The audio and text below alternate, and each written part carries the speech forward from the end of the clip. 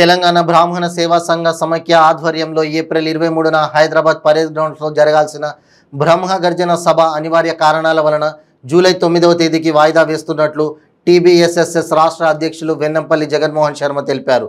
కొత్తపేటలోని ఓ హాల్లో తెలంగాణ బ్రాహ్మణ సేవా సంఘం సమైక్య సమావేశం సందర్భంగా మీడియా సమావేశం నిర్వహించారు.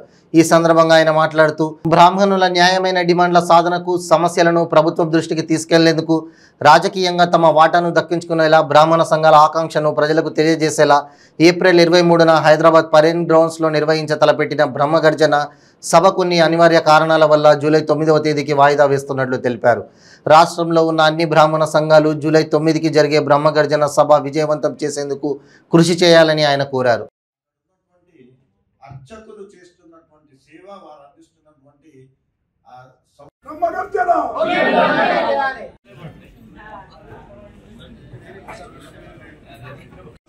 రాష్ట్ర మహిళా ప్రధాన కార్యదర్శి గాయత్రి కులకర్ణి గారు వేదిక మీద ఉన్నారు.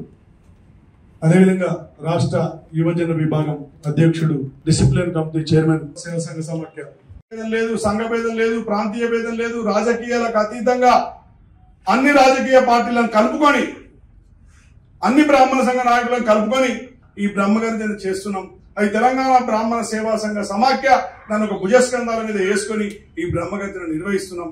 కావున రాష్ట్ర వ్యాప్తంగా బ్రాహ్మణ బంధువులందరికీ కూడా తెలియజేసేది ఏంటంటే జూలై 9వ తారీఖు ఆదివారం నాడు జరగబోయే హైదరాబాద్ లో బ్రహ్మగర్జనను గ్రామ స్థాయిలో, మండల స్థాయిలో, జిల్లా స్థాయిలో, రాష్ట్ర స్థాయిలో ఇది సక్సెస్ చేసే దిశలో కూడా బ్రాహ్మణులందరూ పయనించాలని మరి మనస్ఫూర్తిగా కోరుకుంటున్నాను. అంతేకాకుండా ఏఐపిఎఫ్ ఆల్ ఇండియన్ బ్రాహ్మణ్ ఫెడరేషన్ కూడా మేము వర్తమానం పంపడం జరిగింది.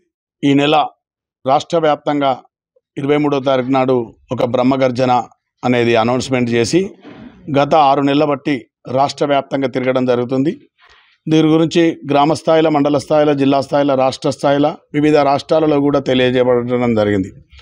కొన్ని అనివార్య కారణాల వల్ల బ్రాహ్మణ పెద్దలు అందరూ కూడా 23వ తారీఖు జరిగే బ్రహ్మగర్జన వాయిదా వేస్తూ మరి ఇదే బ్రహ్మగర్జనను జూలై 9వ తారీఖు ఆదివారం నాడు హైదరాబాద్ నగరంలో మరి జరప తలపెట్టాం. రాష్ట్రంలో ఉన్నటువంటి అన్ని బ్రాహ్మణ సంఘ నాయకులను కలుపుకొని శాఖాభేదం లేకుండా, సంఘభేదం లేకుండా, ప్రాంతీయ భేదం లేకుండా రంగరంగ వైభవంగా మళ్ళీ గ్రామ స్థాయిలో, జిల్లా స్థాయిలో, మండల స్థాయిలో, రాష్ట్ర స్థాయిలో ఒక ఉప్పెనలాగా నిర్వహించడానికి కూడా నిర్ణయించడం జరిగింది. బ్రాహ్మణ హక్కుల పరిరక్షణ మరి ఎన్నో సినిమాలలో బ్రాహ్మణులను కించపరిచే విధంగా మరి ఈ మధ్యలో చూసాం, వాట్సాప్లలో, యూట్యూబ్లలో అనవసరంగా బ్రాహ్మణులను ఇష్టం వచ్చినట్టు కించపరిచే విధంగా, హిందూ దేవతలను కించపరిచే విధంగా కూడా మాట్లాడుతున్నారు.